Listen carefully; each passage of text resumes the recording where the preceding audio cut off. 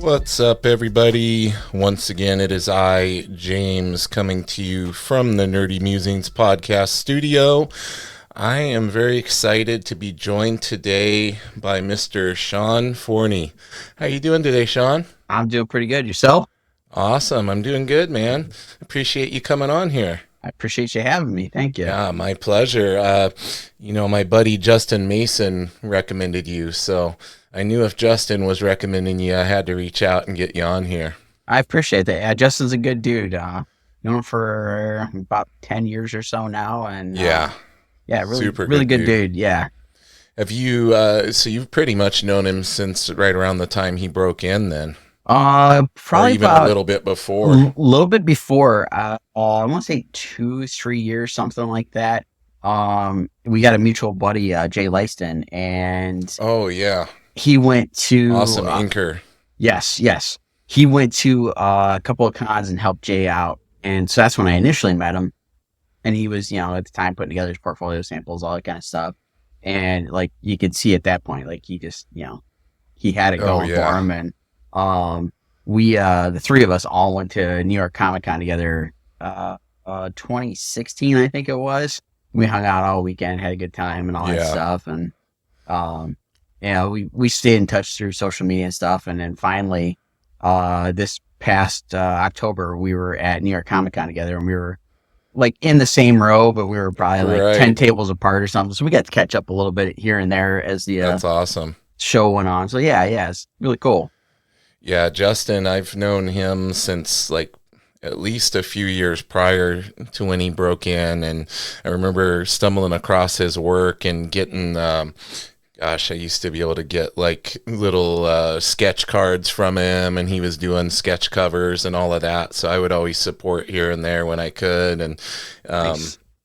he was in that stage of a lot of discouragement and stuff back then, because just that process of getting so close to breaking in and not having it work out, and or family telling him he was wasting his time, and just all these struggles that a lot of artists go through. So him and I started messaging quite a bit, and I would always try to give him a little boost and be like, no, man, keep going.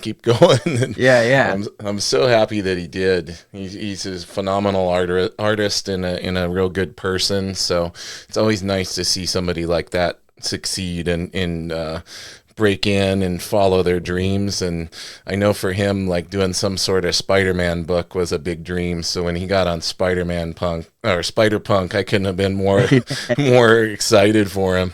Yeah. It's really cool to see that journey happen, like, live right in front of you. Yeah. Now, what was your journey like in that regard? Did you face a lot of the same hurdles and in things that you find other artists, your other peers went through when they were getting into it? Oh yeah. I mean, there's always, the hurdles, the hoops to jump through, trying to convince everybody else around you, what you're trying to do.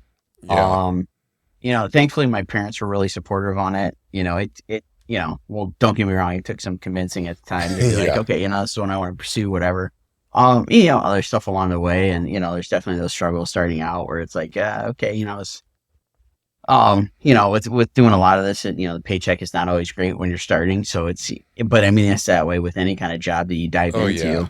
yeah. Those struggles were there, and just had to try to push through that. And a lot of it came down to meeting the right people at the right time, and making the right connections, that kind of thing. Yeah, that's a big part of it, isn't it? That Yeah. community and the connections, and you really never know where those are going to take you, because there's so many of the artists that have been on here talk about that, and it's interesting to me that everybody's path to break in is somewhat different. It's funny if you ask like, "Oh, what's your tips for breaking in?" and they'll be like, "Well, my path was different. I just happened to meet this person and went here." So there's like definitely no one way to get into the comic art world. Yeah. It's always different for everybody, and each time I like, get a different project or whatever it is, there's always something different to it that's changed up some way, shape, or form. So it's, even after doing it for a while, it's still always, a kind of a mystery as to like what's the Yeah. right way to go about this. Well, and with today, with all the availability to be seen on social media and everything, and get more exposure for your work, it's kind of a double-edged sword, because there's also tens of thousands of other people able to do the same thing now. So many, like, I stumble across so many amazing artists like every day on Instagram that I'm not following, and I'm like, how is this? Right, How are there right. so many amazing artists out there? It seems like there's so many Oh yeah, yeah. talented people. Yeah, yeah. I mean, there's so much talent out there, and it's thankfully, I mean, obviously not everybody's getting that dream gig or that kind of thing, but it makes it so much more accessible for a lot of us to get in front of different eyes and be seen, that kind of thing, to make it viable as a career, or for some folks a side gig or whatever. Right.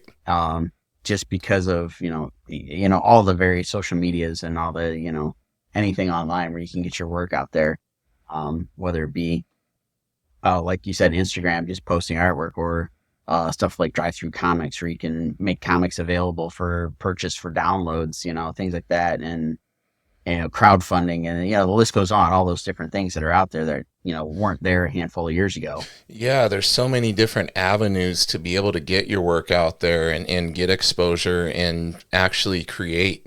Like back when I was a kid, in coming up wanting to be a professional comic artist and all of that, like, I would have killed for that stuff, like the ability to just easily get your stuff in front of people's eyes. I think that's something, like, all the tools are there. It's just you have to have that drive and the gumption to be able to see it through, right? Yes, yes, yeah. It's definitely a lot of dedication and perseverance. Just making the your path forward through whatever means that works for you, basically. Yeah. Well, speaking of paths, what was your path to becoming a comic book artist? Did your love of comics and art go back way, way early in your life? Yeah, yeah. Yeah, like based on what my parents have told me over the years, like as soon as I could hold a crayon or whatever, I just kind of fell in love with drawing. Um, yeah, as a kid, like that was how I passed time, to wanted something to do, break out a coloring book or sketch paper, whatever was lying around the house, and draw. And then the Saturday morning cartoons, and even the just regular everyday cartoons that would show after school. Like the first thing I remember getting hooked on as a kid was He-Man. That was that Okay. was that was my thing. So And you're a fellow kind of child of the 80s yes, cartoons then. yes, Transformers, He-Man, Voltron, G.I. Joe, all that kind of stuff. yes, yes. All right, so you're And speaking my language there. so I got hooked on all that stuff, and I would try to draw the stuff, what I was seeing on TV, that kind of thing. Um, and a lot of that stuff was on. I was like 2, 3, 4 years old at the Yep. time, and somewhere in there, I came across Spider-Man and His Amazing Friends, and got hooked on that show. And it was like, I think when I saw it as a kid, it was like reruns that sporadically showed up on whatever channel was playing it. And so it'd be like one weekend I'd see it, the next weekend I wouldn't, whatever. Um, and then, it's at probably like 5, 6, somewhere is in that ballpark, basically. And, you know, um, went to the corner drugstore with my dad, and my dad's a big car nut and whatever, and we'll always go to the magazine rack and look at the various car magazines that were out Yep. and whatever. And it wasn't like the old spinner racks like you've got behind you there. It was No. a wall of book racks. Right there with And the books or the magazines. Yeah, yeah, so same generation from me as me. I don't think I saw. I can't remember if I actually saw any comics on a spinner rack. My memory, my recollection is what you're describing. And also, my dad was a car nut too, so he was always there looking at Hot Rod magazine and yeah, everything. yeah. And so, the bottom shelf, that was all like the comic Yep. books and the stuff geared towards kids. So he would sit there, grab one of those. I would, grab a comic book. And having just seen Spider-Man's Amazing Friends, I came across a Spider-Man comic. It was one of the like Marvel Tales or Marvel Presents reprints of Yeah. earlier issue of Spider-Man, and picked it up and just fell in love with it. And that kind of became the thing of like, growing up, my dad owned his own business, so it would be like if school was canceled or something, I'd just go to work with him. So it would be a stop at the corner drugstore to grab a comic book to keep me busy throughout the day. Nice. And then as I got a little bit older, um, it was a friend at school. We were at the right age. We were like, I want to say like third or fourth grade. Like the second series of the Marvel trading cards had come out. Oh, nice. Yeah. And so we all started collecting them, and we'd bring them in and like look at them before school started or during recess. And we would like go through all the cards that we got and that kind of thing. And one of the kids piped up and said that, his mom had taken him to a comic book store. And that was like mind blowing. He's like, wait, What? there's a store There's just stores? up. Yeah. And so it was like one of those things like school was over. It's like, okay, have your mom tell my mom, like, where's this comic book store? How do we get there? Blah, blah, blah, that kind of thing. And so my mom took me to the comic book store. It was like a 10-minute drive from our house. And one of the guys there like wanted, okay, what are you into reading? Blah, blah, blah. And it was right as Marvel was doing the Maximum Carnage storyline. Yeah. Awesome stuff. And so I, told them how much I love Spider-Man, blah, blah, blah. And so they set me up a pull list where like I got every single book that came out for that, span of a year or however long that storyline ran. You still have them? I do. Nice, man. And I so still have mine too. Nice. So it was like, I got hooked on that and, got the pull list. And I did that for, I think that stretch of one of the books came out. And for whatever reason, kind of fell out and didn't go back in and pick up books for a while. And, like I said, that was probably, I think it was like third or fourth grade, somewhere in that ballpark. And then, a couple years go by, like we kept, as like a group of friends, we kept collecting, like the trading cards and that kind of stuff. And we would always talk about it at school and, that kind of thing. And then, when I was, I think it was my 7th grade year, got into a conversation with, it was another parent, that, I was kind of friends with the kid. He was like a year older than me, but we didn't talk a whole heck of a lot, whatever.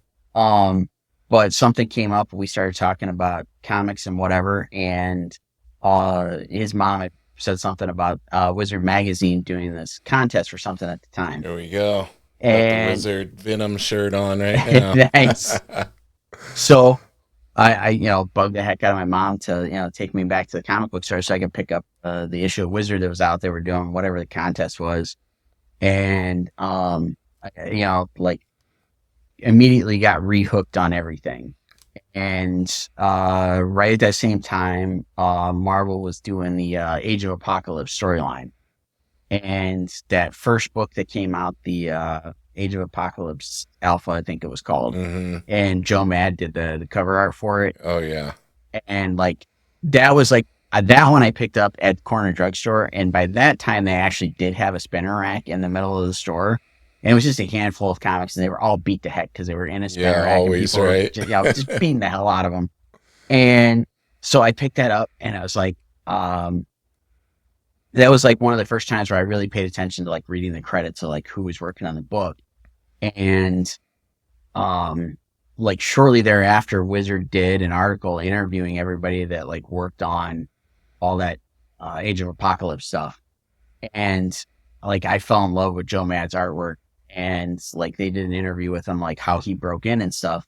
And I just remember reading the parts where it was like, he started as an intern, he was 16 and he started drawing comics. I was like, oh, that's only a couple of years older than I am right now. Like, how do I do this? I'm like in my head, like being a kid and reading comics, like the only thing I ever saw of, a comic book artist, let's say, was when Stan Lee would do the introductions on the Marvel cartoons. Like that was my only idea of what somebody that worked in comics looked like was, oh, it's just a bunch of old guys that have been doing this since comic books started. Like I had no clue. Yeah. And that magazine was like eye opening, seeing that article and how he broke in and stuff. And then that's when I like seriously started figuring out, okay, how do I dive in and do this? How do I break in? What do I got to do? You know, and then just went from there. So I have to ask, were you hooked on those Brute and Babe drawing tutorials that Bart Sears did in Wizard? I got a little into that. I honestly Yeah. got more into when Greg Capullo was, Capullo. yeah, Yeah. when he did the, what was it, Crash Course, I think. Crash Course. Yeah. Yeah. He's Yeah. talked about maybe like expanding on that or doing some kind of Kickstarter for that. I would love to see him do some kind of drawing tutorial. Bart's supposed to come on here.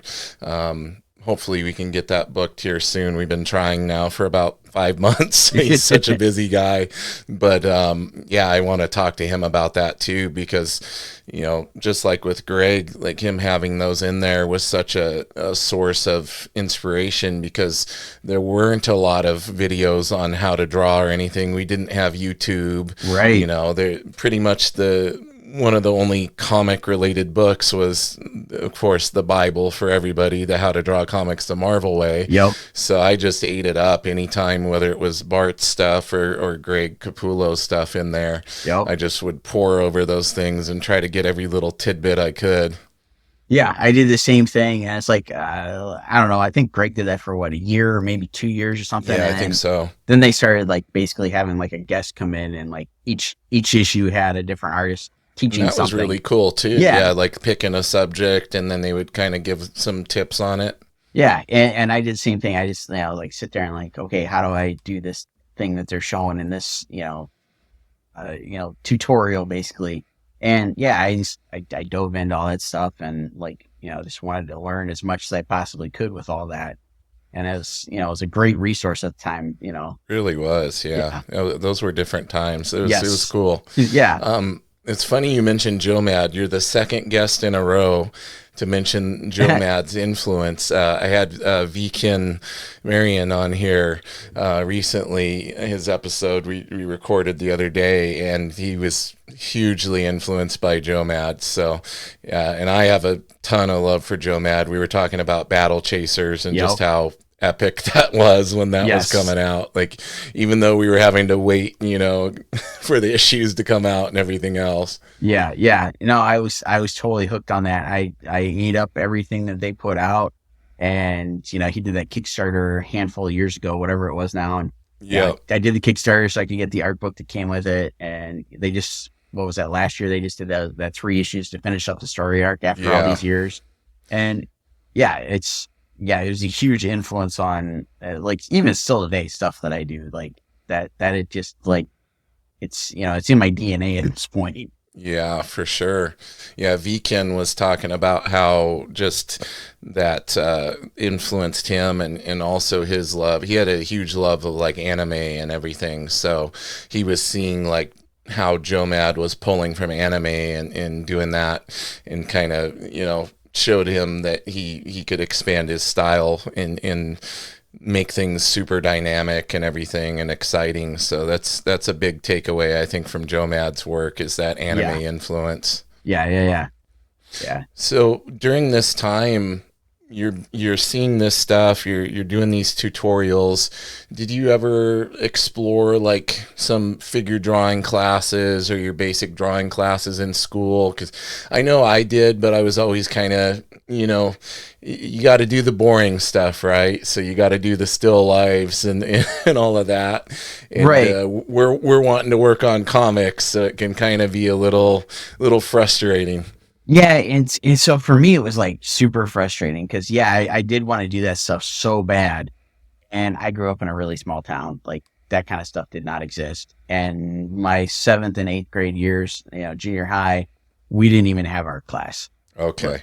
It was one of those things where, the funding wasn't there. So, like, we had computer class Monday through Thursday. And because we had to, meet some sort of state guideline or whatever, Friday was art class, and it was basically the computer teacher.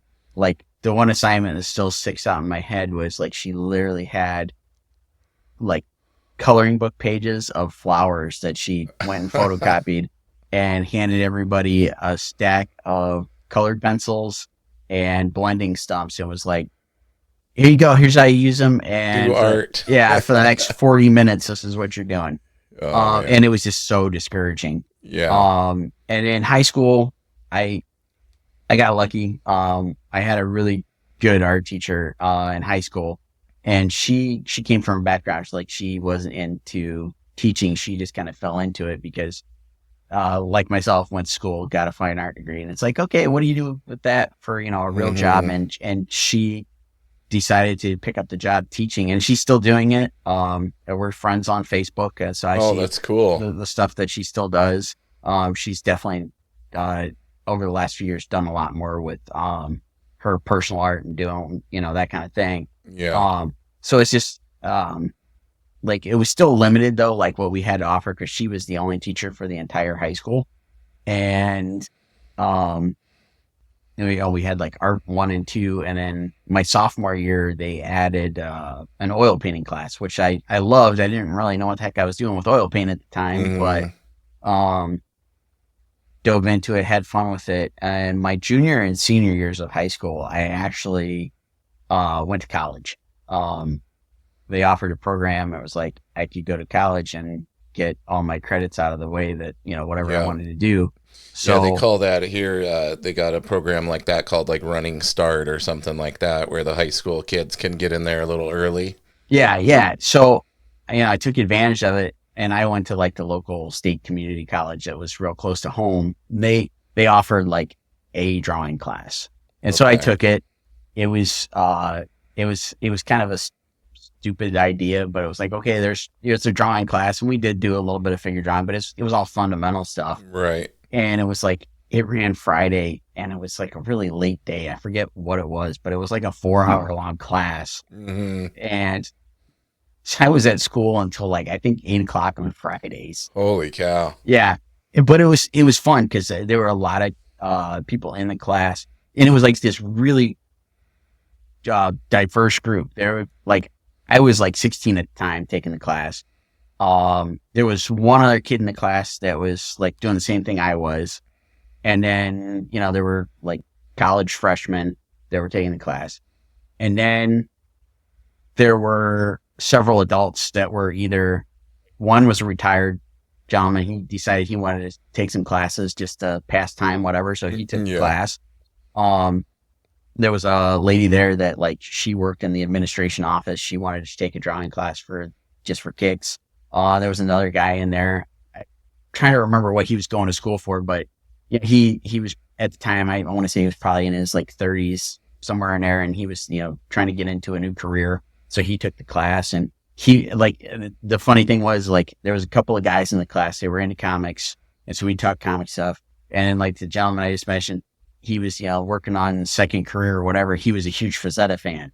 And so Oh, I was nice. a little bit familiar with Frazetta, but like he was kind Yeah. of eye opening. Came into class because we had to do this assignment where we had to recreate a piece of artwork on one of our favorite artists, and so he recreated this Frazetta piece that he brought into class, and That's did so this cool. like whole not demonstration, but we had to like give a little speech about why Like a we did it. presentation Yeah, or yeah, something. yeah. Yeah. And so it's like it was pretty cool to have this like eclectic mix of everybody, and get all these different viewpoints. Like it wasn't the greatest for when it came to actually drawing and getting anything out of it, but it was cool just the people I met. That's cool. Yeah. And you got to get to, it sounds like you got to get to exposed to a lot of different things. Yeah, yeah. And that was That's cool. pretty cool. Like I said, the class was like, yeah, but the people in there were really cool, and I dug that aspect. Yeah. So from there, I assume that you are starting to, you're continuing to improve your skills, you're practicing, you're probably drawing a lot from comics and trying to emulate what you're seeing. Take me to the point where you would consider it being your break-in moment, like where you're actually getting to where you're doing comic work and you're getting paid for it. So like right as I was like getting ready to graduate from college, so I did like the 2 years in high school. I actually got my degree, then got my high school diploma, and then went to 4 year school, and I spent like basically 3 years there to finish out getting my bachelor degree. Right. And right around when I was graduating, like I had from my I think it was my sophomore, like between my sophomore and junior year of high school, I went to like my first comic convention. I went to when Wizard had taken over and started doing Wizard World Chicago. Yep. I went to that over summer and I put together a portfolio and took that with me, got feedback. I had already been sending out samples to publishers, but after a lot of begging and pleading and whatnot, I convinced my parents to, I could go to Chicago, go to the convention. And I did that like 2 summers in a row. And, tried to figure out what I could, do to get better, blah, blah, blah, all this kind of stuff. And then through doing that, I found out there was a convention in Michigan, which is only about an hour and a half from where I lived. Okay. And Motor City Comic Con. And they did it twice a year at the time. And again, did a bunch of begging and pleading my parents, like, hey, can we go there for the weekend? And I, buddy of mine that was interested in comics and stuff too, he went with me. So that was still as I was like getting ready to graduate high school. And then while I was in college, I didn't go to the convention, I think like my first year or so at school. And then as I was getting ready to graduate, tried to work on the portfolio, that kind of thing.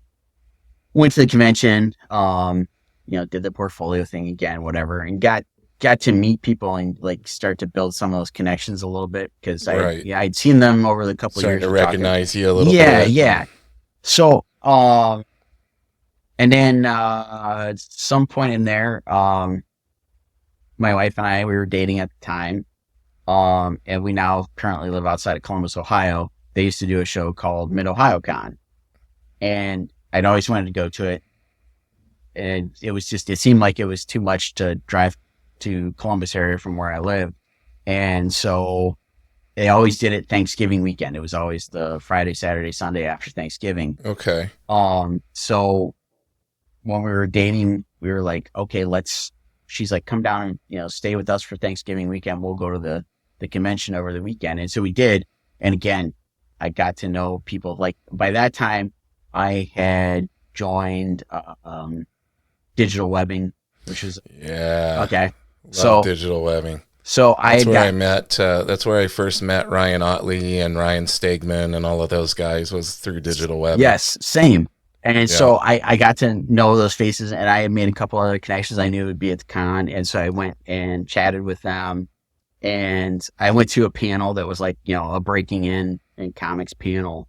Got some really cool advice, and I kind of put all that to use. So I did that in November, and then the next spring went back to Motor City and took the portfolio. And actually this would have been 2003, I think, if I remember correctly. Went in the spring and chatted with a couple of smaller publishers, and they're at the show. It was like they offered me work. And so nice. like basically just getting out of school, it would have been like right before I graduated, here's some stuff to work on. Cool. I've got some projects that I can do, build that portfolio, that kind of thing. And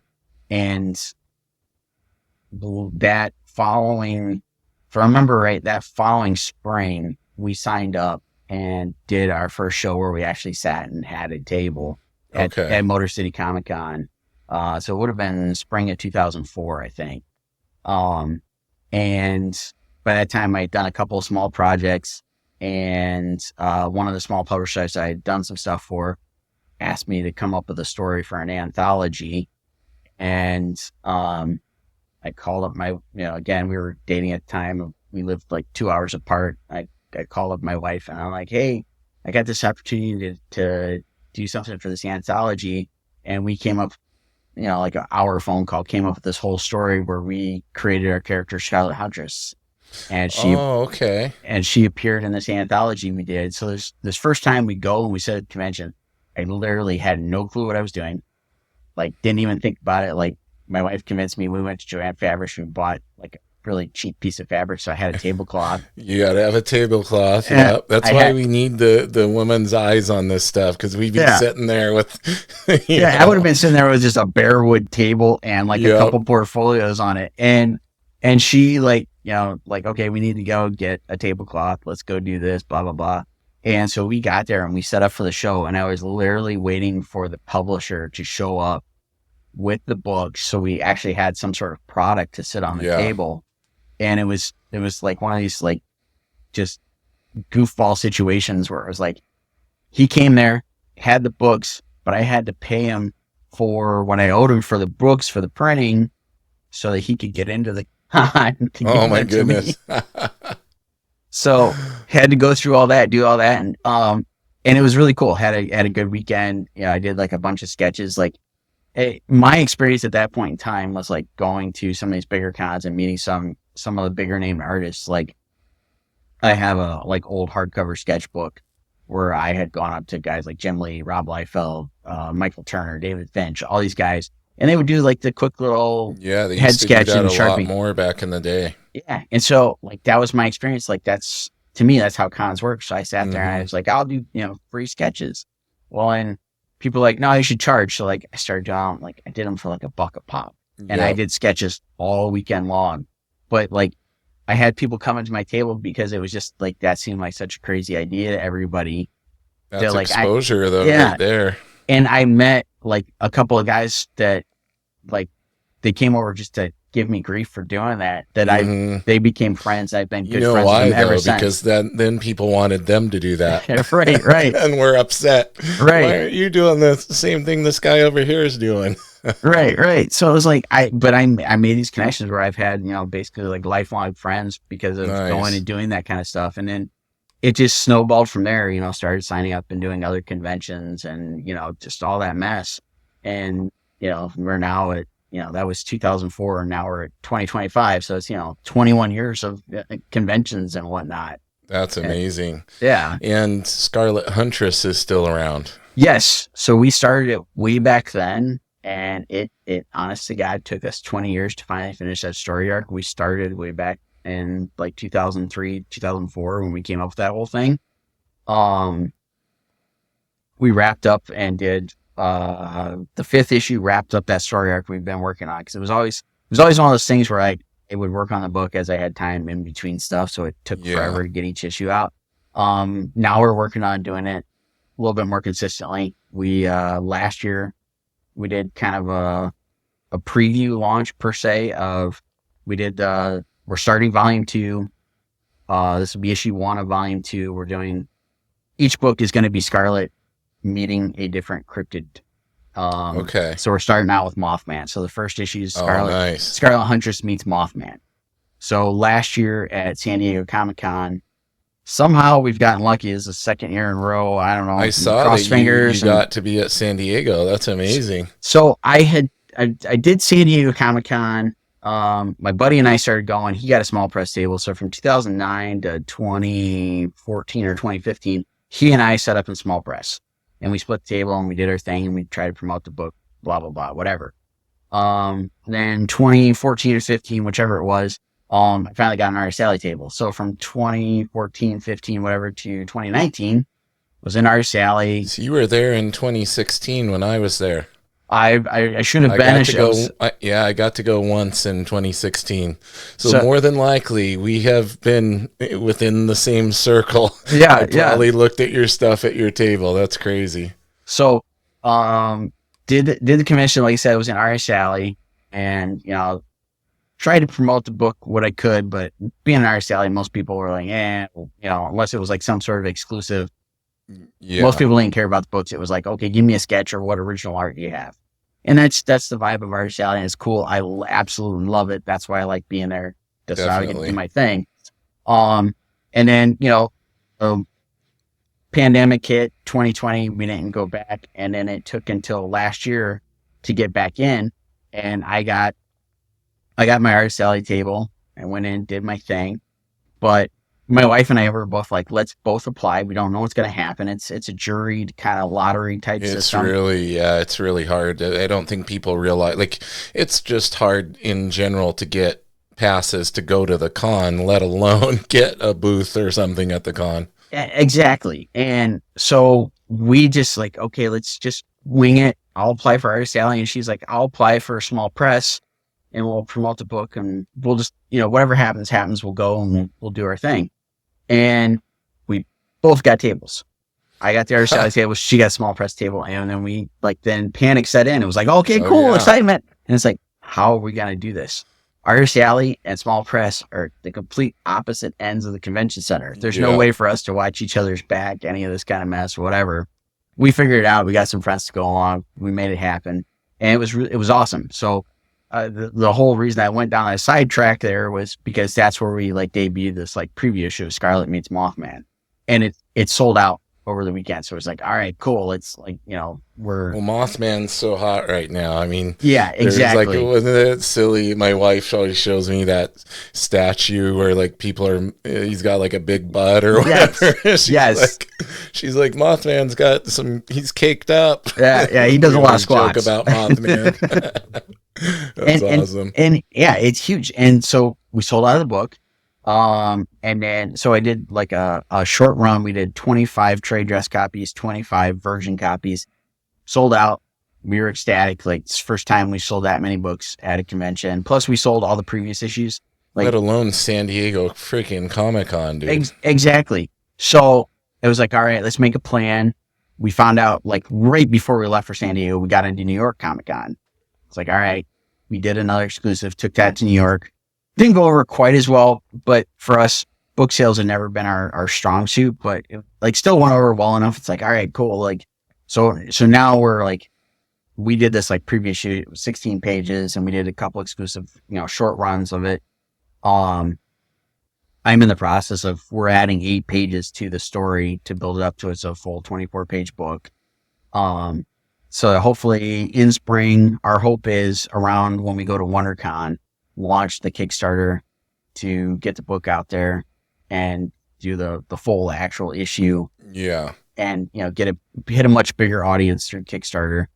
This will be our 6th or 7th Kickstarter. I can't recall off the top of my head. I think it'll be your 7th. Okay. You've done the 6 on there from what I saw. Okay. Yeah, so in my tiny bit of research I don't do a lot of research, but I wanted to be familiar with some of the projects you had done in the past and saw Scarlet Huntress. I thought, man, that's a cool concept with the cryptids and everything. And yeah, so this will be your 7th one that you've done. That's crazy, man. Because Kickstarter, that's that can be like the Wild West when you're getting your legs under you and understanding how all that works, huh? Oh yeah, and every time is a learning process. Every time we figure out something new of, we should do this, we shouldn't do this, that kind of thing. But it's, it's with everything, the fan base changes, the way, the platform works, whatever. Something always is a little bit different. Yeah. So we're trying to gear up to get ready for that. Like I said, I'm working on finishing up those last few pages so we can launch this thing. And then I sat here and I've got one of those things that I can load the text in and it reads it to me. So I was working. My wife had finished up the script for issue 2, so I listened to that while I worked a little bit today, so I can get an idea of what we're doing for the next issue. So it's hopefully oh no, go ahead. Well, we'll launch the Kickstarter for issue 1 of volume 2 in spring. Hopefully have that ready to have the full issue by the time we go back to San Diego, and then launch a preview of issue 2. Which I'll put it out there. We're gonna do Scarlet meets the Wendigo.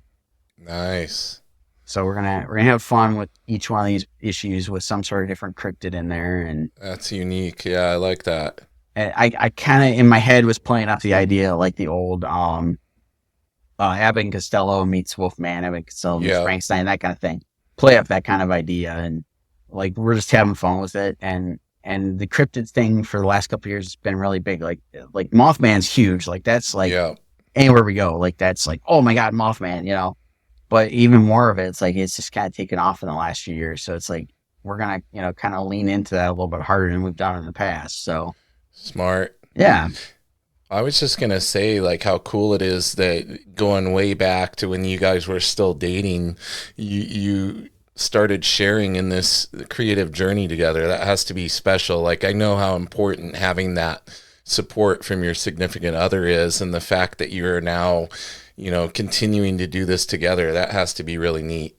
It is. And it's, it's like anything, it's always got its ups and downs, whatever. Yep. And like I said, for the longest time, doing the book was always kind of like almost an afterthought, I guess is the best way to put it. It's like I would do it in between stuff when I'd have time, and it'd always be spread out so long. It'd be like 2-3 years between each time we did a book, and a lot of that was because of like when we first started this, there was no crowdfunding. Yeah. And I believe 2012 was the first Kickstarter we did, and we did the third issue, I think it was. And it was like, okay, let's, do like the first 2 issues in black and white because color printing, it's still expensive, but even going back Back a few, then, it was back even more then it was a so. lot more. Yeah. Yeah.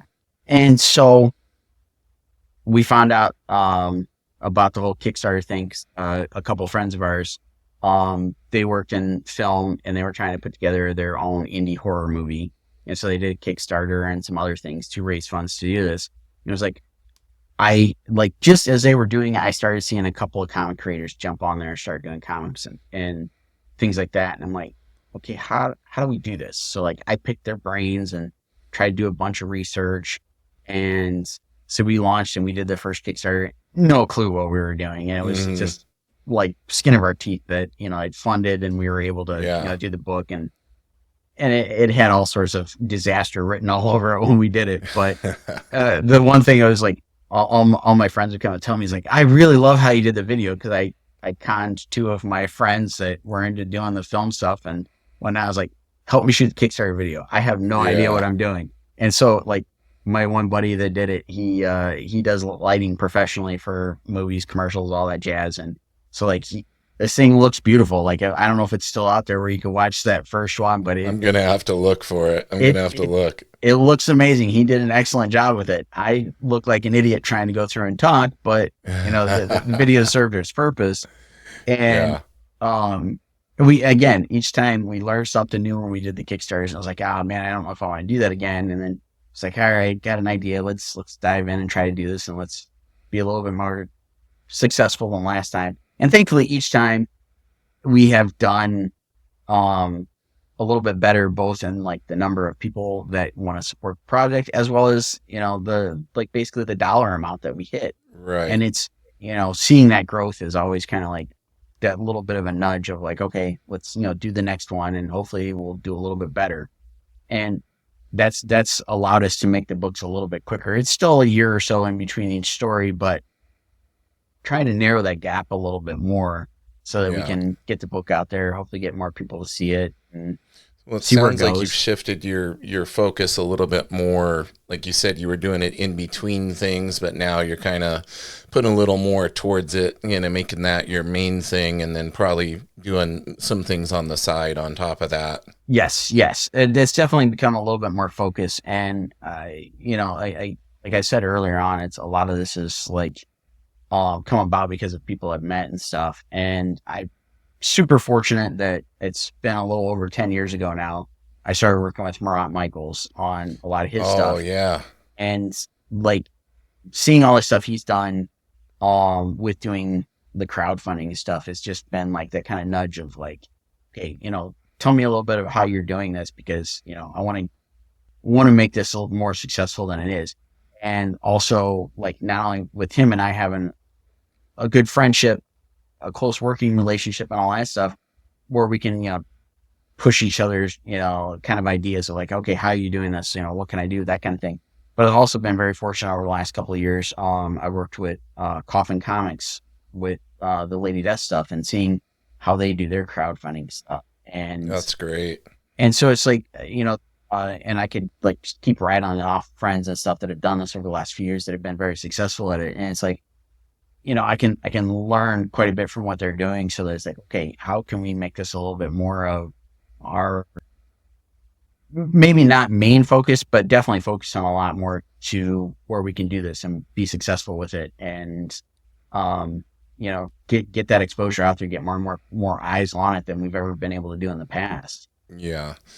From my understanding from other creators I've talked to that do a lot of crowdfunding, they said like there's a big learning curve. They learn the same thing as you. They learn something new every time. And even when they have successfully funded all their previous projects with each one, there's always that sense of trepidation, like, the down to the wire. Oh man, is it gonna get fully funded? I know my buddy Will Robson, on his last Kickstarter, it got like so close and then it like stalled for a little bit. I'm like, man, that has to be stressful. It ended up, getting more than funded, but it was like every time right down to the wire. Yeah, it is so stressful. It's like you're trying not to focus on it while you're running it, but you gotta, put out like the Facebook post and, all that jazz to get people to see it. Yeah. And, there's all sorts of headaches that go along with that I won't even dive into. But it's like, you see it like, okay, one day it's like, I got a couple pledges, we're up here, and then, I lost pledges, now we're back down here. And it's like, Yep. you're constantly doing that up and down throughout the entire thing. And, most of the time at least for us, we've run it like 30 days pretty much every time, because we'll try to run it from a convention to the next convention. And like my plans currently are started at WonderCon, and if we end up doing C2E2, which we won't know until I think Friday, hopefully run it in that month between those two shows, or Right. have a little overlap in there somewhere, so that we can hopefully promote it and promote it at the show, get the word out, do it on social media, and at the next show, do everything we can to get people to like go back and support it, whatever, before the convention is done. And it's just that the chaos of trying to do that on top of everything else, and then hoping it's like, okay, is it gonna fund? Is it we gonna be successful enough to do all the stuff we want to do with it? And it's a challenge. It's a challenge, yeah. Well, going back to chatting a little bit about what you said about Marat, like he's been so successful with the Winnie the Pooh themed stuff, and it's just so unique and amazing. And it made me think of one of your most recent Instagram posts. You're working on a Spawn Pooh, Yes. Pooh for all the listeners. Don't take it there. It's turning out great, man. Thank you. Like challenging, like taking a character and then making it have the elements of another character on top of that. Yeah. Like I said, I was very fortunate to meet Marat. Like it's been a little over 10 years that we've known each other, just through happenstance at San Diego Comic-Con that long ago when I was trying to drop off my portfolio. And then, he brought me on board when he started doing Do You Pooh. I can't help but giggle. Yeah. I'm a big child. That's the whole idea It's behind such a it. clever play on words. And it's taken off more so than I think he ever imagined. I mean, we've talked about it a number of times. Like we did a big panel at a convention last year. So this year, 2025, is 10 years of Do You Pooh. So it's the anniversary. I know he's got some stuff planned. Not sure exactly what all yet. Right, but there'll be some stuff. Yeah, I'm gonna have to try to reach out to him. I've been trying to get Fraga on here, and Marat's been on my list. Like I have Fraga's dog tags here from his Extreme Studio. This is one of my prized possession. That's an original Extreme Studios dog tag. Nice. That Fraga gave me back when we were both relatively like kids in our early 20s. Nice. Yeah. So that's so cool. You made that connection and you've maintained it, and and like you kind of say, brought you into the fold. So you were talking about the panel and everything that you guys got to be on. So we did this big panel. It was there were 7, 8 of us, something like that have all worked on some aspect of Do You Pooh or something Pooh related over the last 10 years. And he talked about like this will be the 10-year anniversary. We're gonna do some stuff, blah blah blah, that kind of thing. But it's just like I've worked like it started out like I came in and helped out on coloring like a handful of pages for whatever to meet the deadline to print to go to the convention he was taking it to. And like just from then on it was like it just grew just exponentially. Like I think I didn't work on the very first cover that he did for that first con because it was a homage to Dark Knight Returns, so it was just a silhouette of Pooh and the lightning strike. So it was like I think that one he handled on his own. But then after that it's like from there it was like we did a couple of Do You Pooh covers. It was like, okay, we're doing an homage to like I'll say Spider-Man #1, the McFarlane pose. Like thanks. All these like little webs aren't going to kill me. Oh, we'll get that done. But from there, it just grew. It's like everybody like started getting into it, like retailers and all this kind of stuff, and it just it snowballed, and it went from doing like a handful of covers to there'd be times where we would do close to, I want to say, like 10 covers a week because different Wow. retailers wanted them, or Marat was doing a show and he wanted to take this to that show, or whatever. Um, and then all the other books that came out of after it. There was like I worked on, it was a Punisher, it was Pooh Punisher. I did the interior colors on that, a handful of covers here and there. Um, there was a Tigum verse where it was like Tigum and all the various versions of Venom. And then right around then, the pandemic hit. Yeah. And, all the big publishers like, okay, everybody pencils down. We aren't going to print. Nobody's open. We're not doing anything. Well, that meant all these retailers didn't have anything to sell for Yep. however many months that lasted. So we started cranking out and everybody started doing like the Facebook live sales and all this kind of stuff. Everybody's trying to sell online Help the shops too. Yeah. and so all these shops reached out, or Marat reached out to them like, okay, we can get you some products. So we went just gangbusters on doing Pooh covers and Hardly Thin and so on and so forth, so that everybody had this stuff to sell. And um it's like that feeling of like, hey, cool, we're helping out all these folks that are trying to do this stuff and they want to keep their stuff afloat. We want to stay afloat, all that. Um, and then Marat was like, hey, let's do another book. It's gonna be, I'm trying to remember the full title. It's like All Out Pooh Crisis of Infinite Poohs or something like that. I can't remember the full title. It's just a really long thing. But so like all the other issues, like he drew it, or Dietrich did some interiors, or somebody else, like somebody was like drawing all the interiors, on like I color either parts of it or I colored the whole book, whatever. And so this one, he's like, you can do all of it. He's like, I'm going to send you the script. Like, here's when we need to have it done. We're going to go do like a little store signing thing, blah, blah, blah. And so it was like, I got to dabble and like come up with like all these different versions of Pooh. It was like, there was a Thanos, Darkseid, Oh man, Spawn, that's so cool. like Boba Fett, Mandalorian. Like you rattle off all these different characters, they show up in the story somehow, and it was just craziness. And so I was like, cool. Like I ran with it, did the thing, and then we did a couple of store signings at Comics Elite and Clan McDonald Comics, and we had a fun weekend where we just got to hang out, go to the stores, do our thing, and did all like the Facebook live sales and all that kind of jazz. And again, it was like that was the thing at the time, was like it was helping comic shops stay open, and Exactly. all this kind of stuff. And it was cool to do that. And um then he was last year, maybe a little bit into the year before, he had another one. He's like, okay, he's like, I want you to do this one. He's like, um we had somebody that kind of triggered a response to where we decided to do this other book. I'll just put it that way. And so he's like, he knew I was kind of pressed for time because of other stuff we were doing and other stuff I had going on and stuff. So he's like, I'll get somebody to come in and do like the layouts. He's like, you do finishes, you change it, make it whatever you want.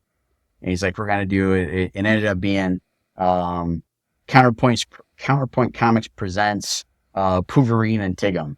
So it was a team up of Pooh, Wolverine, and Yeah. Tigger, Venom, and they take out some aggression on some bears, and Okay. and we again just had fun with it. And it was like, Yeah. I got to Sounds like a lot of fun. go through and just like play up all this different stuff and just do like this funny little story and Yeah. have a lot of fun with it. And same thing, it was like the book came out, it's like, okay, we're doing another store signing, blah blah blah, whatever, like let's get this out there. And I was just fun stuff. And it's I don't know, a crazy 10 years of just like doing all this stuff. It was kind of, I think for him at least, it always sounded like it kind of sounded like a start of a joke, let's just see where it goes. Yeah. And it's just exploded and Just took off. Yeah. and he said this thing in the last couple of years, is like, because everybody wants to give you grief because you're doing some sort of Pooh variation on whatever, anything from, Mm, doing an homage to a classic comic to, like, in the last couple of years, like the big things have become like rap albums and like movie posters and stuff. That's like really taken off, at least in what I've seen over the last couple of years. And it's like he said to a lot of folks, like, yeah, if you haven't seen that one that's gonna get you yet, it's coming. There's gonna be that exactly. one image that's gonna grab you. And you're like, damn it, I gotta break down and buy this now. That's And how they get you. yeah, exactly. So it's just been like a fun, crazy adventure of like doing this stuff. And like it's sitting in front of me right now. I've got a cover I'm working on for a retailer that's like, again, something that I never would have pictured I'd be like working on. Like, okay, Yeah. this is a different theme for me, but I'm having fun with it, and they're digging it. So I'm, hoping fans will love it and go after it. That's great. So is that what takes up the majority of your time? Are you working on a lot of those projects when you're not working on Scarlet Huntress? It sounds like you got a pretty steady flow of work with that Yes, going yeah, on for pretty much most of your quote unquote free time when you're not working on your own project. yeah, yeah. Thankfully, again, like over the last few years, a lot of the folks I've met keep me pretty busy. Murat's probably the biggest like a supporter, I guess I'd say, of like he sends me all sorts of stuff to work on. Um, at least over the last couple of years. That's my dog knocking on my You're all door. good. You're all good. We um, love pets on here. It's all good. nice. I've gotten over the last couple of years work with Coffin Comics on a variety of different stuff with Lady Death and a couple of their other titles. Um, and just there's all sorts of stuff that just kind of comes out of the woodwork at times. I've been trying over the last couple of years to kind of like really branch out. I like trying to do covers on various things that I want to work on that I think would be fun. Um, and so like that's kind of been one of my other focuses over the last, I don't know, 3, 4 years, trying to break out and do more things like that. Been very fortunate that I've gotten to work on a handful of different things, whether it be through clients or last year I had the opportunity. Dynamite Comics got the license for Thundercats, Oh yeah. and it was like, That's a childhood favorite for me. exactly, and it's like I have to do this. Yeah. So I contacted and reached out, and I had already done to my local shop. We had done a Red Sonja Vampirella crossover retailer cover, and I reached out to them, and I did a Vampirella retailer cover for like 2, 3 years ago, something like that. And so I've stayed on their stuff of like what they're bringing out. Now when I saw the Thundercats, I'm like, how? What do I got to do? Yes. And so I was like, I did. So I made that happen. I did my own, Awesome, it's got man. my logo on the back. It's like, that's my Heck retailer yeah. cover. Yeah. I was like, I had to do something. And I really wanted to do it. Unfortunately, the timing didn't play out for me. But I've got really great friends that I've, made through doing all this stuff. They were, Dynamite just got the stuff to do Silverhawks. Another, Oh, cool. Yeah, another classic one. yeah. So I wasn't able to go through and do my own cover this time around, but a buddy of mine was doing it. And for the last like 15 years out of the 20 some years I've been doing this, I've primarily worked as a colorist for like all sorts of stuff. And so my buddy hit me up and was like, I got a Silverhawks cover. You want to color it? I'm like, Oh, hell sweet. yes. Like, You sign me didn't up. get to draw it, but you got to be involved. Yes, yes. So I think that book drops. Actually, I think it drops this month, so it should be hitting pretty soon.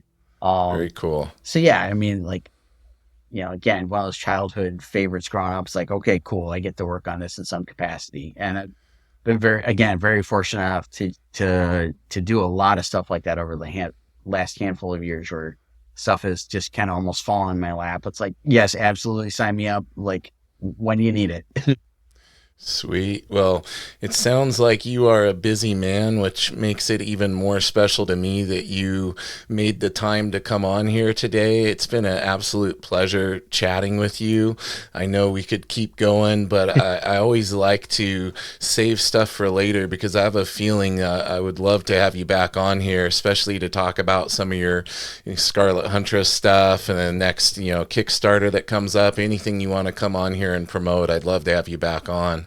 I appreciate that. I'd love to come back. It's been great chatting with you. It's it's always good when we can chat, and you and I definitely seem to have a lot of similar history with all these different properties and Probably whatnot. So more than we even scratched the yeah, surface of. yeah. So I think we could dive in and talk so much more Yes. stuff. So yeah, Yeah, and we haven't absolutely. even like really, talked like too much about art and traditional versus digital and creative process and all of this stuff. So yeah, we definitely have to get back together on here. Um, Absolutely.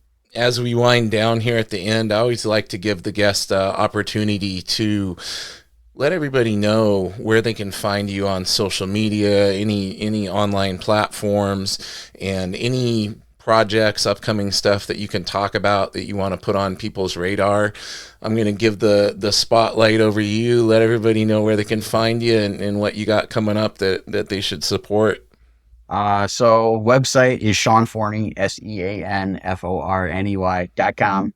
And all my social media is Sean Forney Art. So I think I've got basically all the platforms covered at the moment. So on any of It's those, great that you're consistent with the naming too. It always it, get people don't read and people get lazy these days. And if you're like, okay, I'm Sean Forney art on this one, but on this one I'm just Sean Forney, and this one is Sean F dash art. yeah, no, as You soon lose as them. as soon as the stuff pops up, it's like I'm just gonna go reserve my name. If I ever use it, Yep. cool. If not, Yeah, even if it's whatever. one you don't think you're gonna use, you just never know. Yeah. So I try to make that as easy as possible. So whatever your favorite platform is, or if you want to follow me on all of them, go for it. I try to keep them relatively up to date. Um, as far as projects go, like I mentioned earlier, we've got a Scarlet Huntress Kickstarter hopefully launching in March. We've got a newsletter you can get to from my website if you want to stay like super up to date on all that stuff. And then, like I said, there's a Silverhawks cover that I worked with artist Chris Campana. That should be coming out really soon. It's a retailer Oh, incentive. Chris, that did Parker's Reef and all of Yes, that. yes, Yeah, yeah, I've been in touch with him over the years too. Yeah, he's supposed to come on here too, so I'll be getting Chris on here. We can talk about you, say a bunch of good things about you. yeah. He like me. We're both big He-Man nerds and nerds for anything 80s. So Yeah, again, this Silverhawks thing came out. I was like, dude, sign me up. Like, let's make it happen. Um, and So I know those are coming out. Like I said, I know there's some Pooh stuff on the horizon. Like I said, I got one on the board here currently. sweet. And so far lined up on the convention schedule: WonderCon, San Diego Comic Con, and the MegaCon. I'll be at MegaCon in like 2.5 weeks, whatever that is, 3 weeks, something. Didn't you say you're waiting to hear on C2E2 or Uh, one of those? I will find out about C2E2 on Friday, supposedly, if they stick to their schedule, which in years past sometimes gets bumped by a week or two. Yeah. But fingers crossed that I'll be going back to that. And then when the applications drop, I will apply to do New York Comic Con and see what happens there. So keeping the con schedule kind of light just because of everything else going on in the Doesn't world. sound light to me. Hey, there was times where I think we did like close to like 18 shows in a year, Yeah. and it's like I can't do that anymore. So 5, 6, I'm pretty good. 5 or 6 quality big ones and you're good Yes, to go. yes. Awesome, my friend. Well, thank you for hanging out with me for a little bit today. Hang out with me for a moment more while I give everybody my spiel here. Guys, if you're watching this, you are already on youtube.com/@nerdymusings. Greatly appreciated. If you enjoy the show, hit that subscribe button, give us a like, share it with a friend. Also, available on all major audio podcast platforms. Check us out. Give us a review if you're having fun. You like the guests that are on and everything. I know I enjoy myself every time and just really appreciate these opportunities. So once again, Sean, thank you so much. Thank you. Everybody out there, keep it nerdy.